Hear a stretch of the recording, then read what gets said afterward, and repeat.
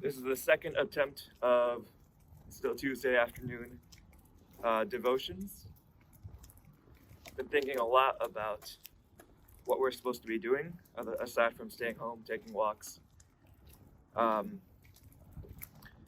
Jesus makes it really easy for us sometimes. In John chapter 6, he says, paraphrasing here, look, just the point is to love each other. I love you. I've shown you in these ways. Your job is just to love you. Love each other also. He goes into more specifics about that, into the larger context in Matthew 25 with the parable of the sheep and the goats. Paraphrasing again, at the end, Jesus will separate everyone into sheep on the left and goats on the right. And to the sheep, he'll say, good job. You took care of me when I was sick, when I was hungry, when I was naked, when I was afraid, when I was poor, when I needed help, you helped me. And they're like, okay, I don't remember doing that for you. When did we do that for you?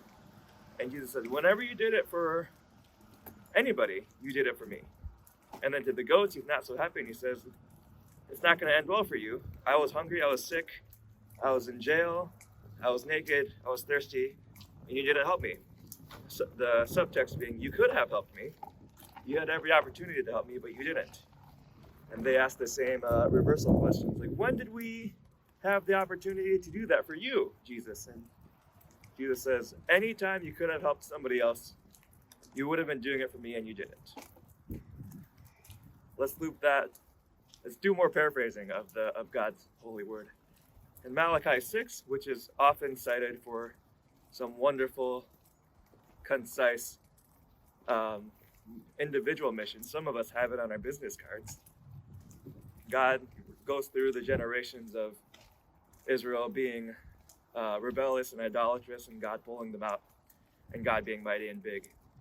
And he says in Micah 6, what are you supposed to be doing?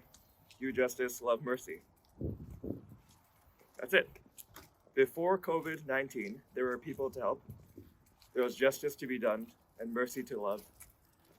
And in COVID-19, the mission is the same, but we have more work to do. We have more people to help, more people to love. If we're not doing that, we have to change. If we know people that aren't doing that, we need to tell them that. I think that's it.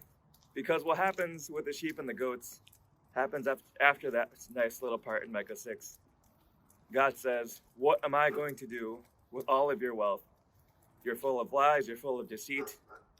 You will see a grievous blow. I think that's what it says. It doesn't end well for them. God's command for us to love and take care of each other is not just a suggestion. And if we don't do it as a people, as Christians or otherwise, it's not going to end well for us. So, in the comments, let's come up with ideas about how best to help each other and to love each other. Right behind me is a Skagit hospital. We walked by the acute respiratory care building a little bit ago, and they were in full-out hazmat suits. I think they were in the masks that they needed, but many hospitals do not have all the masks that they need.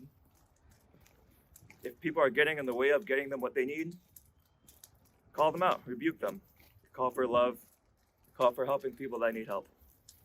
That's just one example.